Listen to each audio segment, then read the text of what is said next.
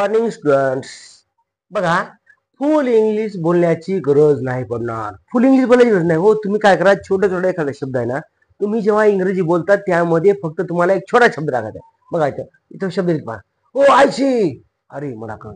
O I C, मला कळ. म्हणजे एखादा आपण बोलतो ना, त्यावेळेस एखादा शब्द टाका, तुमची भाषा एकदम प्रभावी होईल आणि समोरच्या माणसावरती इम्प्रेशन पडता. हे आपल्याला सहज तुम्ही पिक्चर पाहता, पिक्चरमध्ये पहा बरेच ठिकाणी असे शब्द वापरले असतात. आपल्याला अर्थ कळतंय, पण त्याचा नेमका अर्थ आणि कधी कोणता प्रसंग अवधान साधून आपल्याला तो शब्द टाकायचा असतो.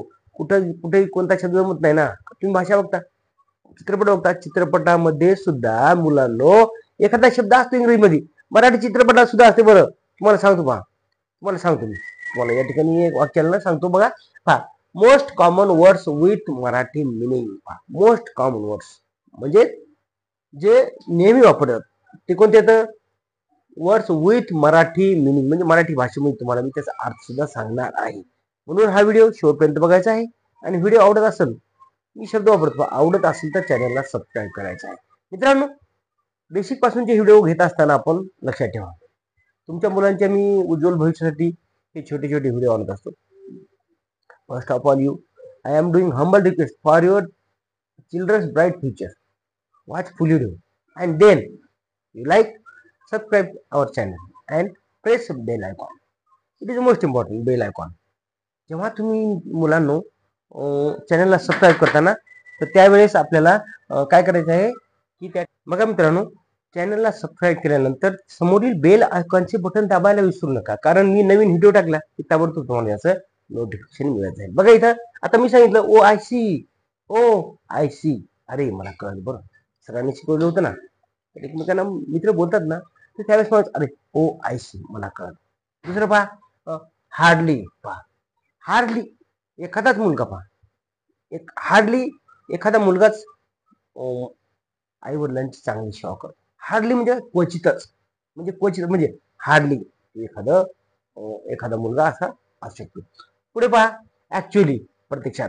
ऍक्च्युअली मला त्या मुलीला बोलायचं नव्हतं. पहा, उदाहरण, ऍक्च्युअली मला त्या मुलीला बोलायचं नव्हतं, पण कसं आहे, मला ते होमवर्कची वही घ्यायची होती ना, म्हणून मी तिला बोललो. म्हणजे पहा, ऍक्च्युअली हे शब्द सहज बोलून जातो, बोलतो का नाही सहज. आता पहा, बेसिकली म्हणजे असं मुळातच.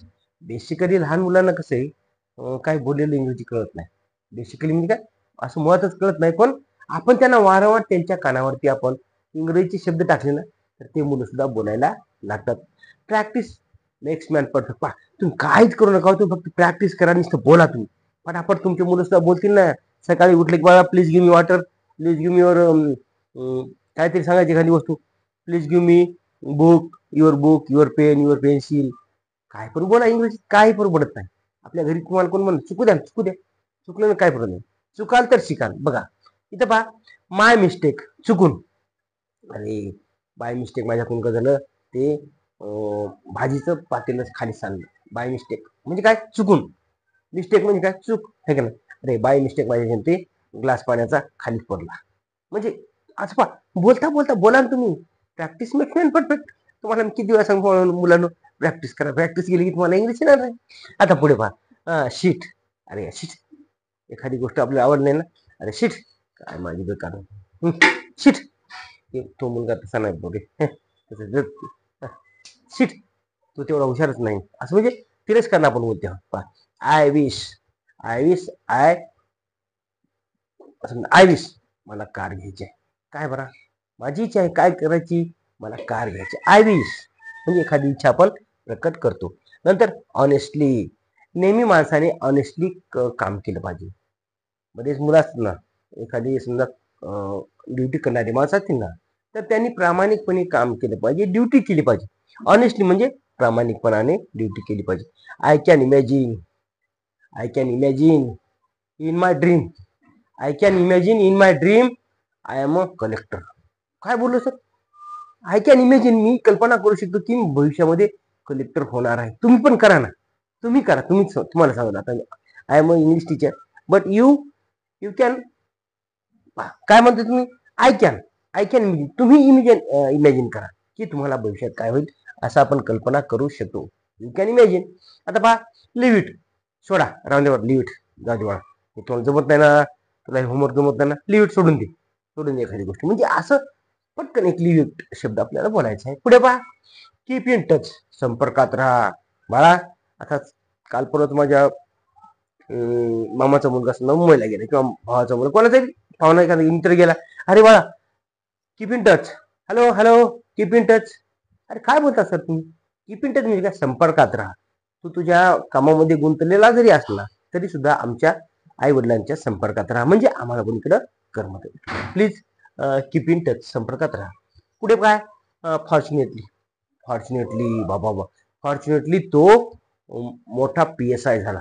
सुदैवानं, सुदैवानं होत असते का PSI? नाही. Hard work, hard work is the most important in your life, and as well as hard work is most important in English language. What is hard work, sir?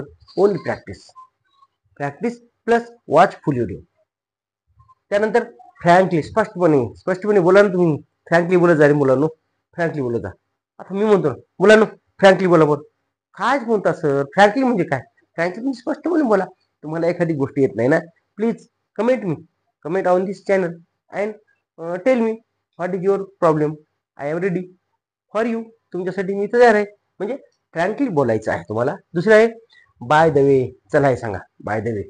चला हे सांगा, बाय द वे, आपण त्या ठिकाणी कुठं कसे गेलो, बाय द वे सांगा बरं. म्हणजे चला सांगा. Sound good. पहा, साऊंड गुड म्हणजे साऊंड म्हणजे आवाज, गुड म्हणजे चांगला. चांगला आवाज का? नाही. साऊंड गुडचा अर्थ तो छान वाटते. हा, त्याचं भाषण ऐकल्यावर साऊंड, किंवा एखादा मुलगा बोलते ना, अरे साऊंड गुड म्हणजे छान वाटते, असं आपण त्या ठिकाणी बोलतो. बाय चान्स योगायोगाने मी इंग्लिश गुरु झालो, असं म्हणतो का? म्हणतात मुला, बाय चान्स सर आपल्याला शिकवतात. बाय चान्स एखाद्या मुलानं एखादं काम केलं असतं, किंवा तो मोठा अधिकारी आहे, बाय चान्स होत नसते, पण आपण म्हणतो बऱ्याच ठिकाणी बाय चान्स मला ती वस्तू भेटली, बाय चान्स मी एखादी कार घेतली, एखादी गाडी घेतली, असं. पहा, आय थिंक मला वाटते. काय वाटतंय? I think. मी इंग्रजीमधून जे सांगतो ते तुम्हाला समजते. आय थिंक म्हणजे काय?